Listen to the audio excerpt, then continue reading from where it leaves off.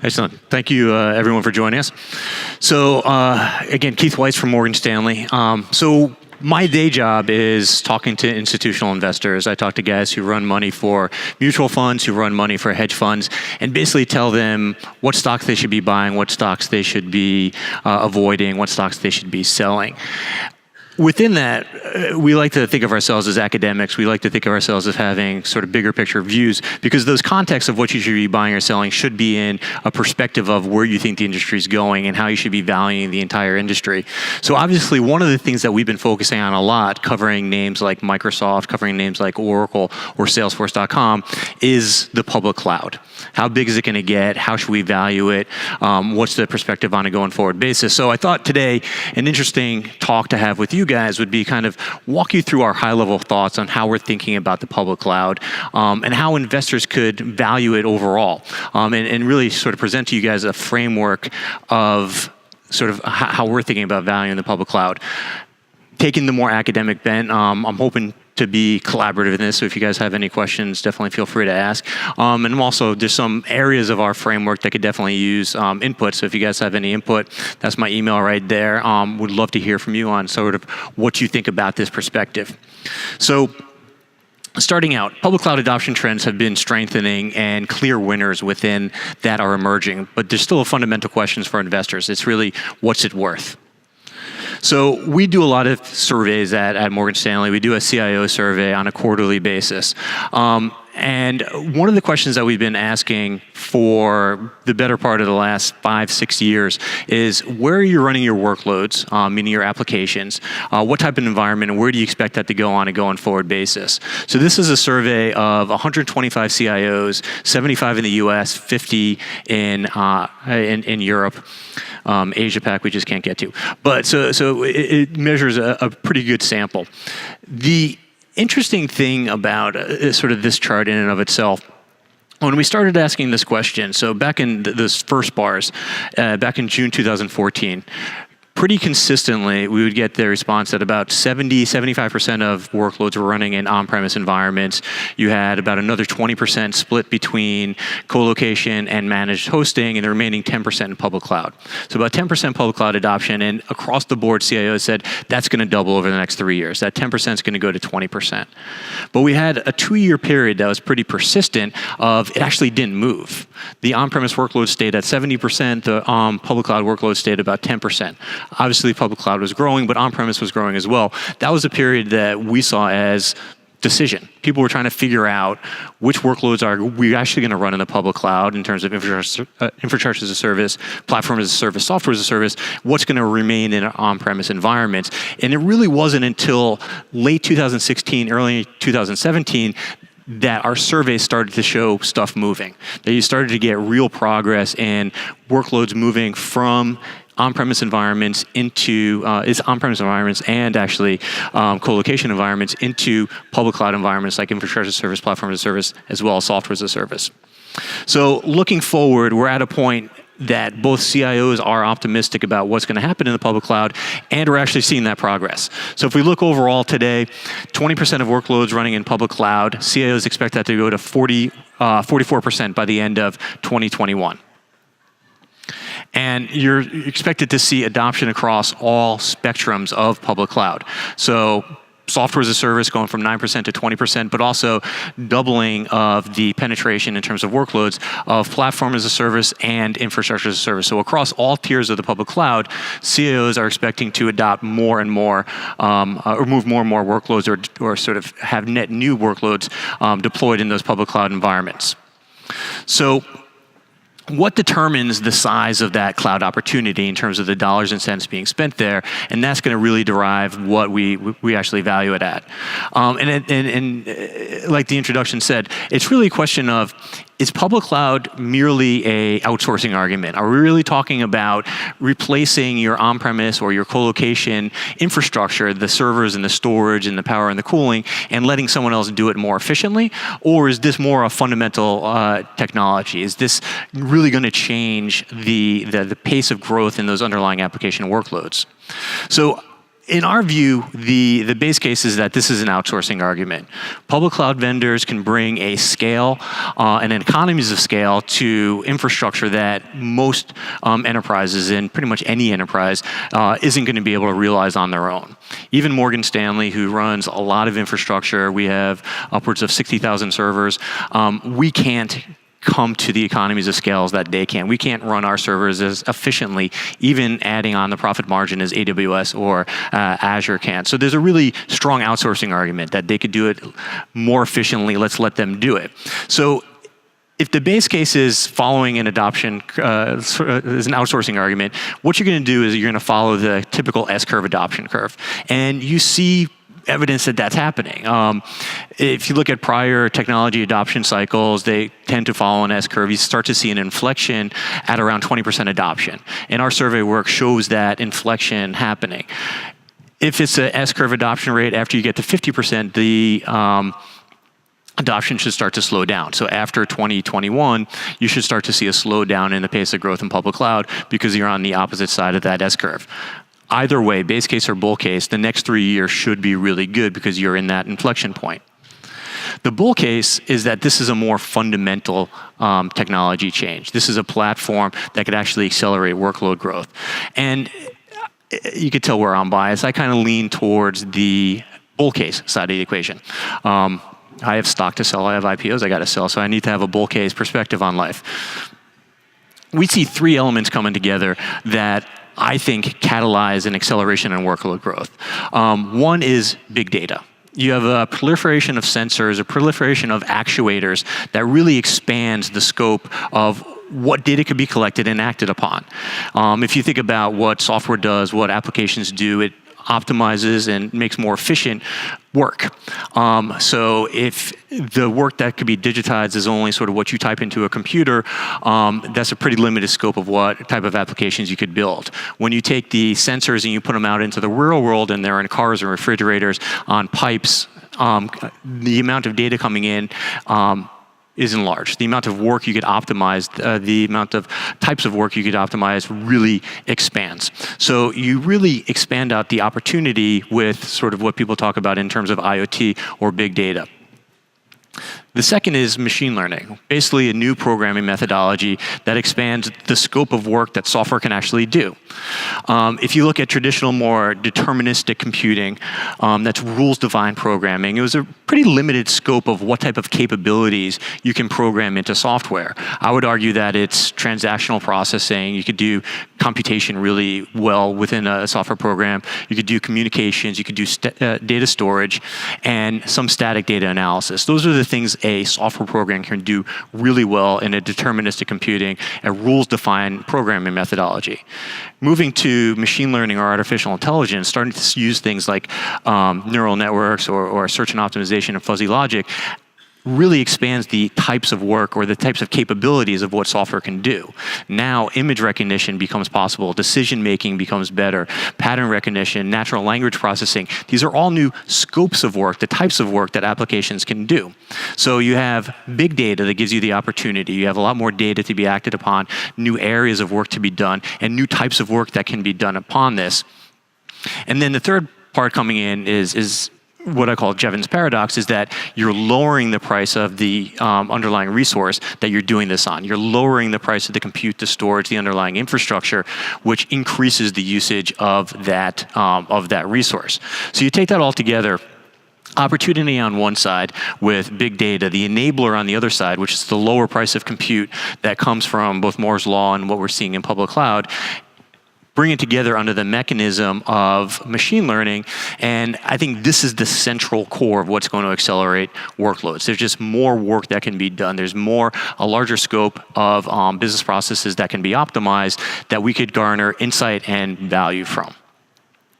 So the bull case is that you're going to see accelerating workloads, and we do in fact have some evidence that we're seeing this already. Again, this goes back to our CIO survey. So we asked this back in April. 75% of the CIOs we surveyed today say that the pace of workload growth is accelerating. 85% say that it's going to accelerate over the next 3 years. So you have the mechanism, you have the rationale for why it would accelerate, and we have sort of backup from CIOs that it is actually accelerating. And interestingly, there's only basically one guy who says it's decelerating. So most people agree with us. And we've already seen examples of where moving into a public cloud environment really expands out that opportunity. I would point to Salesforce.com. This is a company that we've done a lot of work around, and the Salesforce automation market, because that's the marketplace where public cloud is probably the furthest penetrated. We've seen the most adoption. So I started at Morgan Stanley basically 15 years ago, and we were working on the Salesforce.com IPO. And at the time when we were doing the IPO, Salesforce automation was about a $2.5 billion market. And this is vis-a-vis IDC. And IDC said this is going to be about a 10% growth market on a going forward basis. If you drew that trend line straight out from what IDC was forecasting to today, the expectation is that today you would have, if you're looking at 2018, about a $5 billion market opportunity in Salesforce automation. Today, it's an $8.5 billion opportunity. So the biggest change that occurred is that you had Salesforce.com come to dominate the marketplace. You had a software as a service offering come to dominate the marketplace, and that greatly expanded out what that underlying market was, from $5 billion to $8.5 billion. It's almost a 50%, over a 50% expansion of that underlying opportunity. Why?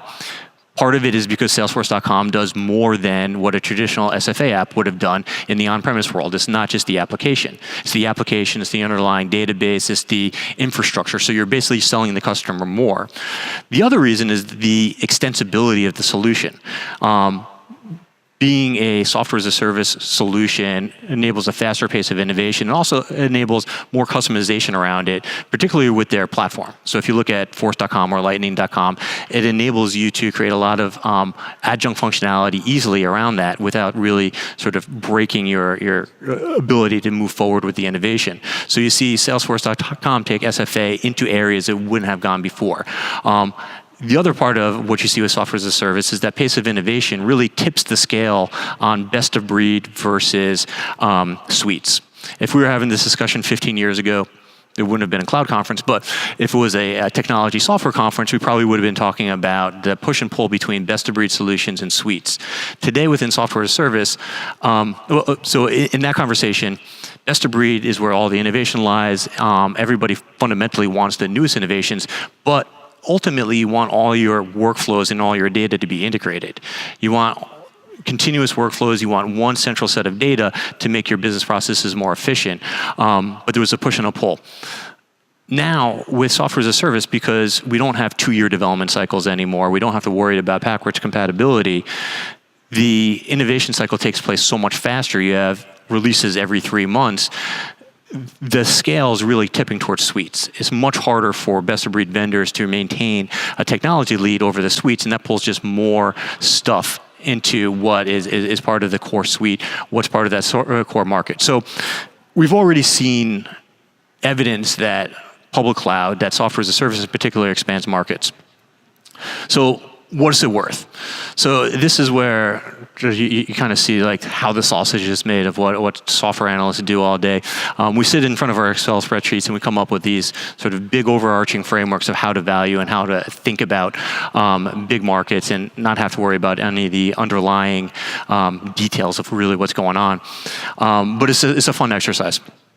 So we started with, from a P's and Q's framework of what's the price and what's the quantity being worked upon, coming up with what's the unit we're going to measure. We're going to measure application workloads, right? The starting point I used is some stats that VMware gave about virtual machines. They've said, back in 2015, they had 60 million roughly virtual machines. I estimate that's probably grown to about 80 million. So as our starting point, 80 million virtual machines. VMware has about 70% market share. That means about 114 virtual machines are basically application workloads running out there. About 75% of workloads, again, this comes from our survey work, are virtualized. So roughly we're talking about 152 million workloads. So if you take 152 million workloads and we look at it across what our CIO survey says in terms of where are those running today. So 11% in software as a service, 4% in platform as a service, 10% in infrastructure as a service. That's high. You get to about 38 million public cloud workloads. Align that to, these are IDC's figures of what's being spent today. And you come up with an average spend per workload. Right, so in software as a service, you're spending more than you are in infrastructure as a service. On average, $6,000 for the average spend per workload in software as a service, down to $2,200 in an infrastructure as a service environment. All in is about $4,000 per workload. So if we take our base case view on sort of that this is an infrastructure replacement argument. Overall workload growth, and we've asked this question in our CIO surveys, we've gotten this data point from IDC and the like. Workload growth has averaged about 10% historically over the past 4 or 5 years.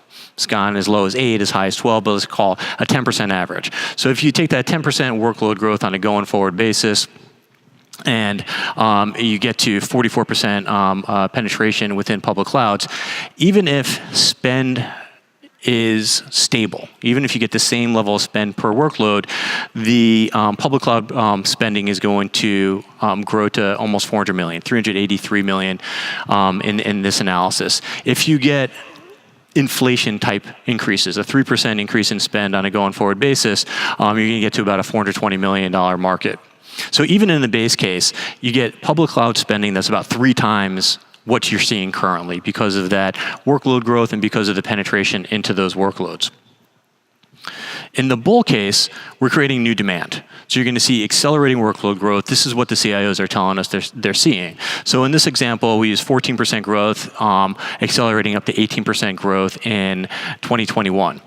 Again, we use a stable pricing and improving pricing dynamic, but you see you garner a lot more in terms of total revenues. 450 million in terms of the stable spending environment, 566 million if you have improving pricing. So I said before, this is going to be collaborative. If there's one area of the analysis that we don't have a lot of data, it's on the price side of the equation. We get good views on pricing from software as a service vendors. We could see what Salesforce.com charges. We could see what Workday charges. We could poll customers. What's a lot harder for us to get visibility into is pricing on infrastructure as a service, platform as a service. Those environments are just relatively opaque to us. We get not even a real number. AWS gives us a number. Azure gives us Microsoft gives us a growth rate. But it's really opaque on what's going on. So if there was an ask that I had for you guys, if anyone has any good ideas on where we could get visibility into what's running in public cloud environments today, particularly infrastructure as a service, platform as a service, and what you guys expect it to go on a going forward basis, we'd be happy to sort of solicit that feedback and hear what you guys have to think about what the price equation is going to go on a going forward basis. Because this is actually really where the analysis could diverge, where the bull case could become actually a bear case. This is predicated on the idea of stable pricing. If infrastructure as a service really does become just a outsourcing environment, if it's really just about displacing, then that pricing equation could actually become declining. You could get more and more commoditization of pricing. You have a race to the bottom, and that would be a negative outcome versus where current valuations are. So, but back to our bull case. So our bull case comes to about $450 billion of spending in 2021. In our stable pricing environment, $560 billion in spending in 2021. That's a 20% growth rate sustaining through 2021, right? Back to our previous discussion around the S-curve, that's not declining pricing, and that's not declining growth in 2021. It's going to continue growing because you have the accelerating growth there. So what's it worth? So if we treated public cloud revenues as a mature, publicly traded software company and just use kind of averages across the board, we could come to an idea of what investors would want to pay for that.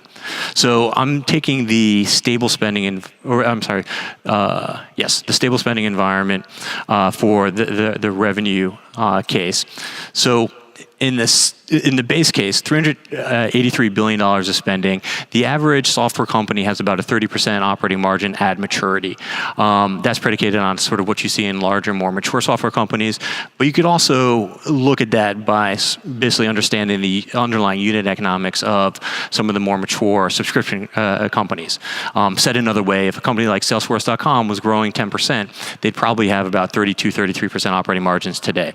So we use 30% operating margins and an average 20% tax rate. So you'd have about $92 billion in net income using a PEG ratio, so our PE to growth, what that net income is and what it's growing at. The market would be willing to pay about 22 times. A 22 times multiple on that gives you about a $2 billion valuation. In our bull case, we're taking accelerating workload growth and we're taking increasing pricing. So this is our real bull case. The same 30% operating margin, the same 20% tax rate, you apply a much higher multiple because you're going to be growing much faster. Using that same dynamic of your PE to growth, that PEG ratio will get you to a 30 times multiple. So you're talking about $4.1 trillion in market cap behind that. So how do we think about that versus what's priced into the stocks today? That's one of the hardest things to come to as an analyst, is trying to figure out what are people paying for today and what's the potential upside. You don't want to be buying a stock if it's all priced in today. You want to buy a stock, you want to buy into a trend based upon upside potentiality. So basically what we did is take a look at the top 5 SaaS vendors today. So these are guys who are all in the public cloud. They're the biggest vendors today, and take a look at what their revenues are today. So in calendar year 18, the top 5 SaaS vendors, so that's going to include guys like Salesforce.com and ServiceNow and Workday, they're garnering $28 billion in revenues. That represents about 17.6% of the overall revenue in the public cloud today. So IDC puts it at about 160. If we look at the top 5 SaaS vendors market cap combined today, they're $312 billion. So an interesting way to think about whether it's priced in or not is you take that $2 billion and you look at what percentage is the market cap of the top 5 vendors versus that $2 trillion. So it represents about 15.4%. You have to take into account discount rate because that's 2021 dollars versus 2018 dollars. But at 15.4% of that long-term value, that's pretty fairly priced in. So my conclusion on this is the base case rolls out. If this is just an infrastructure replacement, this is just running workloads in their data center versus our data center, the stocks are pretty fairly valued here. That you're not going to see sort of a lot of appreciation, even though you're going to see a lot of acceleration in the overall revenue growth, because it's already priced in to where we're going to be in 2021.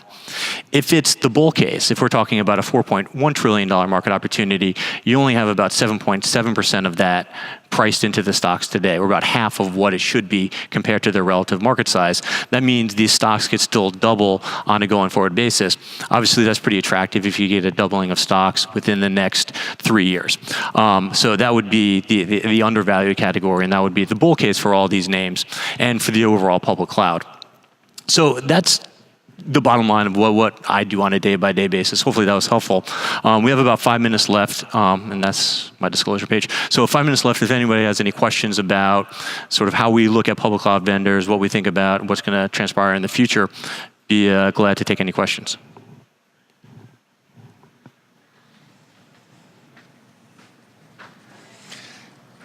Yeah, your question earlier, I think definitely the point of deflationary pricing. Right. I mean, I think what's out there is AWS has cut prices on their services more than I think any technology vendor in the history of the world, like 50 times in 6 years. I'm not really quite sure where I see that in that model. And so I do think when you cut prices that much, you do expand demand. So that's your sort of bull case from a usage perspective. And you could also compare what happened in storage, what's happened in just MIPS, if you just thought about that, or even in bandwidth utilization where prices plummeted, usage skyrocketed. But the problem is, what's that balance, right? Is the price falling faster than you're going to get that increase in workloads? But to me, I don't quite get how you're capturing the amount of deflation that we're going to see if we really see public cloud price wars. And you didn't even take into account folks like Alibaba coming in, or just Amazon's inherent notion of always being a price cutter. Right. So I think it's a fair critique. If you look at the different bands of public cloud, I think there's a very fair critique in terms of infrastructure as a service, just the baseline. What are you paying for server and storage? The debate would be on one side of the equation, like you're saying, you're seeing a pretty consistent price decline in terms of price cuts from Amazon Web Services. You've always seen that in all of the underlying infrastructure. Offsetting that traditionally has been a higher usage. As the price of the commodity comes down, you use more and more of it. So by and large, we're still spending $2,000 to $4,000 per server for your low-end entry server. It's just that your low-end entry server today in the on-premise world could do a lot more than it could 3 years ago, 5 years ago. So the bull case would be stable pricing in that dynamic. You're going to use more and more of the underlying compute, the underlying storage, and the workloads that you're going to be putting into those environments are going to chew up a lot more bandwidth because it's cheap. Like if you're going to be doing the machine learning, if you're going to be bringing in all the big data, the Q's outweighs the P's in terms of how fast your bits in terms of what you're storing and how much computation you need. I would say on platform as a service and software as a service, there's a much stronger argument for actually increasing pricing, right? Software as a service, your innovation cycle is higher, and the analog would be what you've seen in traditional software solutions. If you look at producer price indexes, software has actually seen improving like PPI, improving efficiencies. In the platform as a service layer, you're seeing people adopt more and more of those platformers functionalities, the database functionalities, the CDN functionalities, the security functionalities. So you're pushing in, and it's a little bit of a gray line of where infrastructure as a service starts and platform as a service ends. But as people move to higher and higher level services, there's a real case that you're actually going to pay more for that rather than less. And if you look at where Amazon and Azure and GCP have been cutting prices, I almost think about it as it's the way they get you in the store, right? This is the low price incentive to get you in the door. If you're looking to use anything sort of not, that's the milk, if you will, the pricing is actually relatively stable. Thanks. So the growth rates these are all, kind of global companies. Growth rates are very different in different geographies. So how do you account for that in your analyses? And then the second part of the question is, how do you also account for the geopolitical, just turmoil that can really impact, just change the baseline completely? Right. So on the geographic side of the equation, our viewpoint is mostly U.S. and Europe. When we look across the board at our software companies, between U.S. and Europe, you're talking about 90 to 95% of all the revenues that they generate. Asia-Pac is still a relatively small percentage of any of these companies' overall businesses. Within the U.S. and Europe, what we've seen is a faster adoption cycle in the U.S. versus Europe. When we look at data points in our surveys about sort of expectations for adoption, Europe does lag a little, but not considerably, and the growth rates would actually be pretty similar. Europe is really starting to catch on, especially now that the cloud providers have come in line with a lot of the regulatory regimes that exist in Europe and don't exist in the United States. And a lot of that has to do with data residency. So now that you have the big public cloud vendors have the UK, they have Germany, they have all the sort of the core regions, they're starting to catch up and you're going to see a similar growth rate. In terms of macro turmoil, that's absolutely not reflected in terms of this work and in terms of this evaluation work. From our perspective, and I would also argue it's not reflected in the broader markets, right? If you look today, I think the consensus expectation from most economists, I heard Janet Yellen speaking a couple of weeks ago, is that we're pretty clear sailing until at least 2020, right? In terms of we have a lot of momentum in the macro environment right now. Calendar year 2018 is a really good year for most global economies. Employment is going in the right direction. Calendar year 2019, you probably have enough momentum to get us through. You don't really have to worry about it until 2020, which would be the tail end of this analysis. But if spending does roll over, it's definitely going to be much harder to make the bull case versus the base case, right? In weaker spending environments, guys tend to retrench. They tend to look look more towards lower cost options. They're not looking to develop net new functionalities. So the base case would probably become your bull case in a macro downturn type environment. And I think we're a little bit over. Any last questions? Excellent. Thank you very much for your time. Thank you, Keith. Appreciate it, sir.